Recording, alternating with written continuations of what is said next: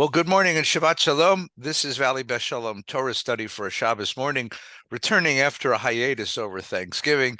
And I'm Rabbi Ed Feinstein of Valley Beth Shalom in Encino, joined by my friend and teacher, Rabbi Mark Gelman of South Florida. And we are delighted to be back together. Mark, I hope you had a good Thanksgiving and you're ready for a wonderful Hanukkah. I am ready for a wonderful Hanukkah. Yes. So the community that we serve, the community that we work in as rabbis, that we care for as pastors, the community that we speak to week, it's a community that is in a great deal of pain this morning. That has been in a great deal of pain for weeks and weeks now. We've watched this hostage return over the last few days, and now apparently the war is back on again. And this everyone predicts, and who knows what will be, but everyone predicts that this phase of the war is going to be even more egregious than what was before. And of course, there were moments this week of glimmers, sparks of hope as families were reunited, children, mothers came back from the captivity. The hostages were returned, and yet there's still 100 something more, 140 or something more there in Israel. And it recalls a moment in the Torah that this morning we are going to complete the cycle of stories that describe the journey of Father Jacob. We began a couple of weeks ago with his birth, his struggle with his brother, the stealing of the birthright. Last week, we followed him in his wilderness adventure, as it were, going back to Haran, back to the family, and there confronting himself as he confronts his uncle Laban, who is the trickster's trickster, confronting his heart as he falls in love with his cousin Rachel and ends up married to both Rachel and Leah, the beginning of his family. And now we're on the return home. This is the third episode in the cycle.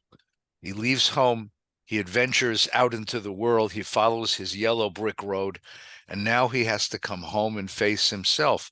He has to come home and face the brother that he left behind. He has to face the mess that he left behind of the family.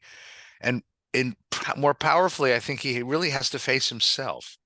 And so we have this episode where he divides the family, puts them on the other side of the Yavok River. And that night, says the Torah, a man came and wrestled with him.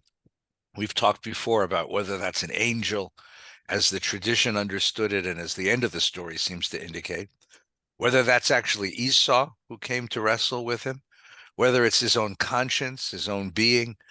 But that image of wrestling, of trying to overcome, and at the end, if you manage to overcome, you gain a blessing, but you also are wounded. And then he meets his brother, and he and his brother confront each other. And it's a story, it's a beautifully told story, because there's this suspense in the story. What's going to happen? Esau's coming with 400 armed men. Jacob is convinced he's going to be slaughtered. We don't know until the very last moment. Maybe even Esau didn't know until the very last moment whether he was going to embrace him and protect him or kill him. Maybe even Esau didn't know at that moment, coming at that moment of confrontation. And the other thing to remember, and I think this is a sort of beautiful image, they're twin brothers. And even though they're fraternal twin brothers, you imagine that after 20 years apart, when he looks into the face of his brother, he sees somebody who looks an awful lot like himself. And they look at each other. And then there's this amazing moment when Esau turns to Jacob and he sees this huge family that he's bringing. And he says, Mi'ela, who are these people? What do you think that means? What is he asking at that point? I think he's asking, what have you become? Because when he left, he was a conniving teenager.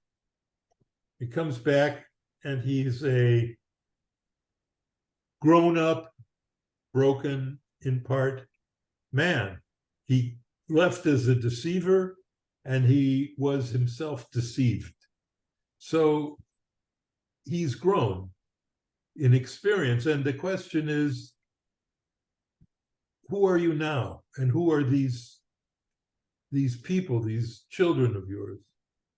Because the only way to determine what you've gone through and what you've become is what have your children become and what are they? I think it's very interesting that when Moses, who had no reason to feel alienated from Egypt at all, he was a prince of Egypt, when he has a son, Gershon, it means I am a stranger in a strange land. So even though he should have felt assimilated, he didn't. He felt like a stranger in Egypt. And whereas Ephraim and Manasseh, Joseph, who should have felt like a stranger, he says, I have totally, God has made me forget my suffering. So the question is, how do we raise our children? And the answer is we raise them based on what has happened to us. And in this case, the question is, can you trust Esau?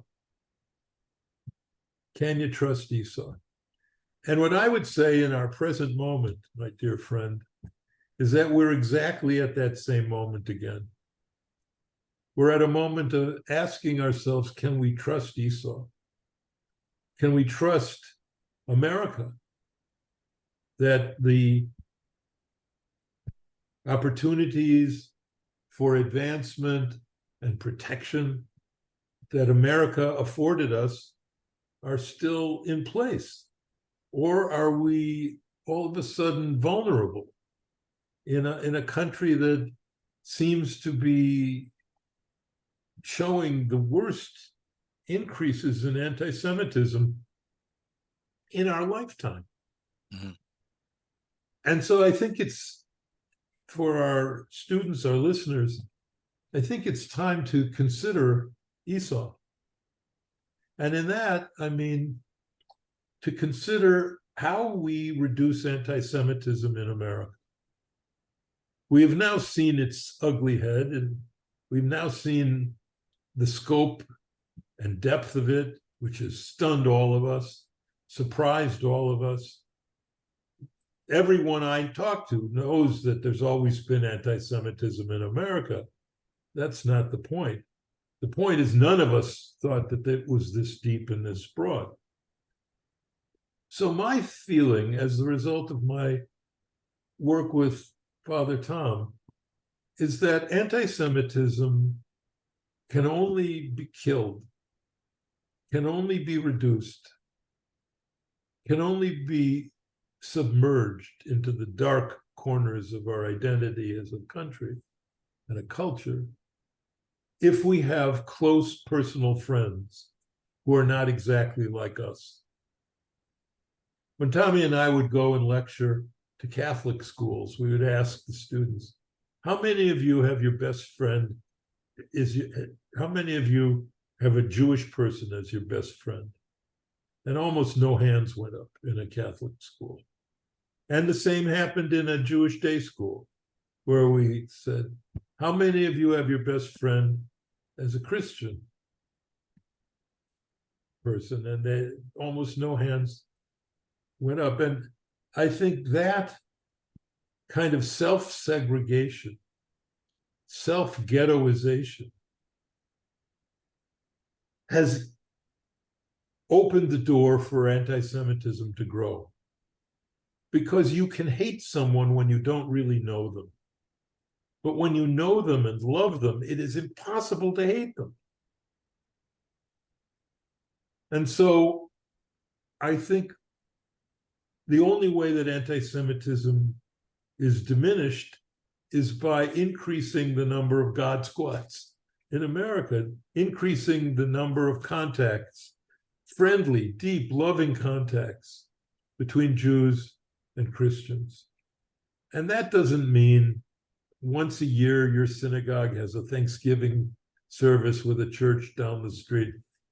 That's okay, but it's not enough. It's not enough.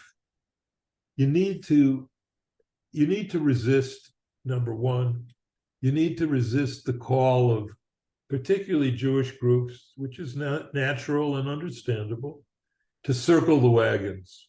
We can only trust each other. We can only trust Jews. And the rise of talking about goyim, which is not a good word. um, in reference to Christians. And so that's the first thing. And the second thing I think is to encourage them to speak out and to explain to them that if in this conflict the only voices that are heard are Jews standing up for Israel, that doesn't prove anything. What we need is Christians standing up for Israel, Christians standing up for their Jewish friends. We need people like Tommy who can stand up and say, this is hatred of my best friend Mark. And I can't sit by and allow it to happen. In 1964 and 65, the Catholic Church reversed millennia of teaching of anti-Jewish teachings in a doctrine called Nostra Aetate, an encyclical at Vatican II Council. And it happened because of friendships, because Cardinal Bea and a Jewish scholar in France, Jules Isaac, were close personal friends. And this was also true of Pope John Paul II, who had close Jewish friends in Poland. That's how things change. And there's that famous picture of Martin Luther King walking in Selma next to Abraham Joshua Heschel, Rabbi Heschel. These are connections that change everything, because they make our struggle everyone's struggle. And they take away the particularism of it. So what I'm looking for now, and what I'm hoping to see, and I do see in some ways, like Christians and others going to a coffee shop that's had anti-Semitic graffiti because they had an I Stand With Israel sign, coming in and buying food at the coffee shop. I think that's a positive thing. And Christians who are standing up and saying, I'm with Israel. And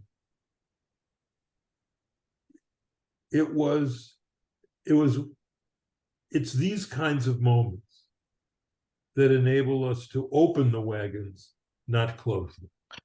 So let's examine that just a moment. I think part of what's going on, of course, is that we always had a sense for anti-Semitism and where it shows up in a modern society, and we've always had the sensation that, or the impulse, that anti-Semitism would rise on the right. You're always worried about we were worried about fundamentalist Christians, white supremacists, and we made friends, at least many in the Jewish community. I don't want to speak for everybody, of course, but many in the Jewish community thought that because we supported progressive causes, causes of civil rights, women's rights, rights for LGBTQ people, because we supported the opening of civil liberties, because we supported diversity and diversity initiatives in institutions, that we would have allies in that community. And it was that community that we feel a sense of betrayal, that the progressive left, as it were, is the community that has betrayed us. And because it came out of nowhere, and because it was so brutal. I mean, when Black Lives Matter, or whichever Black Lives Matter group, published images of hang gliders as a symbol of resistance to oppression, and we know that hang gliders as a symbol represents the utter violation of our family, of murder and rape and kidnapping, horrifying things, when women's groups fail to recognize that Hamas uses rape as a political tool, that it's not, it's such a violation of our ethics, and such a violation of our trust and our sense of allyship, of being allies in this. So the sense of betrayal that the Jewish community feels is quite remarkable. And when you feel that sense of betrayal, you respond. My daughter is a psychologist, and one of her expertise is in PTSD. And she says, you end up in a place of PTSD, a collective PTSD. And part of the symptoms is you don't know who your friends are and who your enemies are. You look at everybody as an enemy. There's a sort of general sense of paranoia that comes.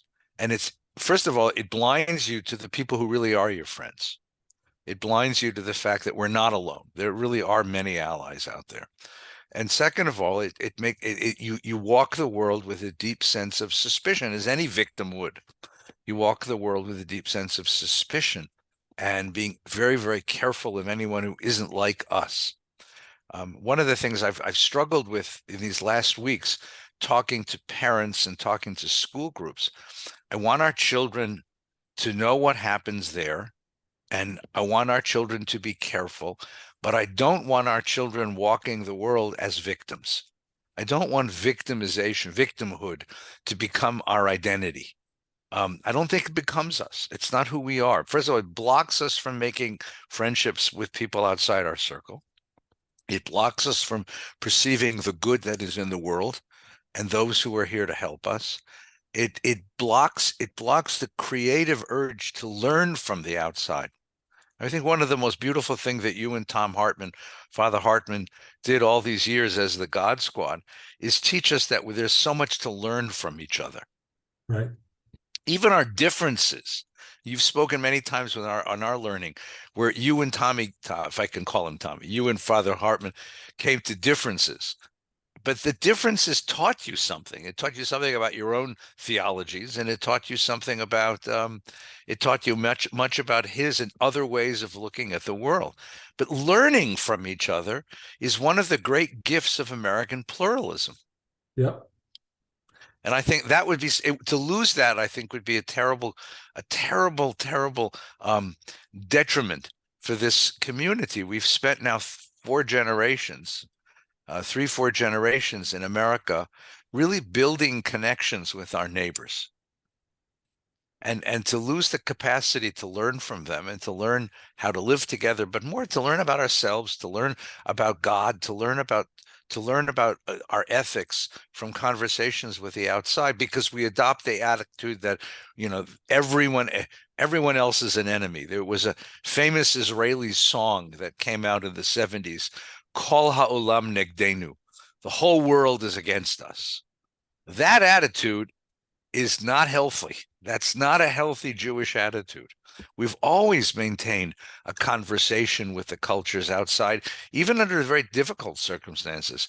We found allies and we found conversations outside. I'll finish with this. My teacher, Rabbi Schulweis, when he confronted the necessity of teaching his own children about the Holocaust, it was the deepest darkness of the Holocaust that pushed him to go look for something else, for a different narrative. And he was the founder of this Foundation for the Righteous, precisely because he didn't want the story to be entirely about the dark evil of the Nazis.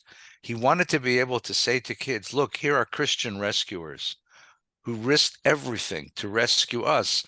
It's not Kol ha'olam negdenu. It's not the whole world is against us. So I think that your observation about the Torah this week is very important. Mi Eila, you've gone on a journey. Who are you now? Who are these people that are with you now? How has this journey changed you, both for the worst and for the better? That's right. And I think it's also one of the most challenging elements in this terribly broken time is, I think, an honest facing of the challenge of Zionism to the story we've lived with in the diaspora. In the diaspora, we have always held to the story that we are free in America, we are protected in America, we can flourish as a Jewish community in America. And Zionism, of course, had a different view. It said, look, if Germany, the most cultured civilization of Europe, could turn against us, America could turn against us. And the only security the Jewish community will ever have is in its own land, in its own borders, with its own army to defend its own future. So there is something about Zionism which conflicts with the story of America and American Jews. And it's why some of the more assimilated elements of the reform movement were sympathetic to organizations that were anti-Zionist. And the early statements of Reform Judaism were all anti-Zionists. It wasn't until the 20s that Reform Judaism began to open itself a little to it. And then really it was only after the Six-Day War where it broke, all the floodgates opened, and Zionism became an accepted ideology of Reform Judaism in America. But the fact of the matter is, Israel represents a critique of our story in America, and we can't ignore that. Well, the thing that this moment, from what I understand, is that all of us are shaking, though. I mean, in Israel too, there is a sense of questioning the Zionist story. Can Israel be a safe place for Jews? Yes. This becomes now a very, very difficult question. All right, so I have to ask you now. We have to turn. It's almost Hanukkah. Yeah. Next week we'll be talking Hanukkah. The Hanukkah story tells us that even in moments of darkness, there is light. There is a spark of light, and you have to embrace it. So give me a spark of light, Mark. I know you're depressed. We are all depressed. Totally The depressed. war is starting again. See The this war, smile? It's a the, phony smile. the war there and the war here is starting again. But we Yeah. can't leave our friends here with this. It's Shabbos, and we need to offer them a moment of light. So give me a moment of light. Okay. The first moment of light is everything about Hanukkah depends on one Jewish family. The entire history of the world depends on one Jewish family. Because if Mattathias and his family don't stand up and produce a revolt, which produces a moment of sovereignty, which produces an opportunity for Christianity to arise within a Jewish setting, not a Roman setting, and that allows Islam to rise, and that allows the world to change. If any of that, if that doesn't happen, if the Maccabees don't win, then Judaism disappears. Christianity can't emerge out of it because it's no longer around. Islam can't emerge out of that, and everything in the world changes. And all of it happens because of one Jewish family. So don't ever believe that, oh my God, the world is going to hell and everything is bad. Yeah, the world is going to hell, everything is bad, but you are still a Jewish family and you can do something. And if that something is, having a meal with your Christian friends, a holiday meal, sharing some cookies, if it means getting out there and saying to a Christian business, look, on Christmas Eve, we'll organize a bunch of Jews to run your store, and so you can be home with your family. Whatever it means, or at a hospital to take that. You've seen examples of that. So there's something you can do to light one candle. Light one candle. You can't light all of them, and you can't change the world, but you can change the world that touches you. And that's my Hanukkah wish. Thank you. That's beautiful. And I want to go back to the Torah reading. All right. We've said before that the model for Genesis is brother stories. Freud had this idea that we are shaped as human beings by our relationship to our parents, the Oedipal complex. But the Bible has a different idea, that we are shaped both morally and religiously by a relationship to our siblings. So Genesis in the beginning of Exodus is built around 7 brother stories. Cain and Abel, the brothers who are the sons of Noah, Abraham and Lot, who was his brother's surrogate, Isaac and Ishmael, Jacob and Esau, Joseph and his brothers, and then Moses and Pharaoh and Ramses, all brothers. And in all the cases, the Cain and Abel story is the model. Cain sees that Abel's offering was accepted by God, however the heck you can imagine that. He gets so angry and jealous, he kills his brother. And in each successive generation, that pattern repeats. That pattern repeats. The brothers of the sons of Noah reject one of their brothers. Isaac and Abraham and Lot have to separate. Isaac and Ishmael. Ishmael is condemned to exile. Jacob and Esau are at each other's throats. Joseph actually is almost murdered by his brothers, rescued out of the pit and sent into Egyptian slavery. And Moses and Ramses, we know how that ends. Each successive generation, the same pattern of patricide, a fratricide repeats itself. It's the Bible's plea to us to look at who we are and what we do, and look at the world that we create. And the Bible itself offers us this moment in this week's Torah portion. The two brothers confront each other. Esau coming with 400 armed men, Jacob with his family. Jacob stands in front of the column of his family. Usually he would be behind, he would hide behind that, but not anymore. Now he confronts his brother, and the two brothers confront each other. And up until the very last second in the narrative, we don't know what's going to happen. And Esau embraces his brother. And instead of trying to kill him, they embrace and they recognize that they are one. There's a hopeful ending to this story. There's an ending that it's possible. It is, in fact, possible to find wholeness, to find forgiveness, to find oneness, to learn from each other and help each other. It is, in fact, possible. But if Jacob had run away, it never would have happened. So I think Rabbi Gelman's plea to all of us, not to run away, but to confront our neighbors and talk to them, to find allies and friends in the community outside, to not define ourselves as victims and hide behind our own fear and our own worry about what's happening, but to confront and to make connections with the world outside. That still has to be the way. That certainly, I think, is the hope that is offered at the end of this Torah portion. In the book of Psalms, there's a line which has become the most famous Jewish campfire song in all of our tradition. Hine matov u'manayim shevet achim gam yachad. How remarkable, how rare it is, but how precious when brothers, when friends, when communities can live together. Thank you for sharing our Torah this week. Let us pray together for peace and hope. Let us pray and find light this week as Hanukkah begins. We'll be with you next week, talk about Hanukkah, the Maccabees, latkes, dreidels, the whole shmear next week. Take care, Mark. Have a good Shabbos. Thanks. God bless you.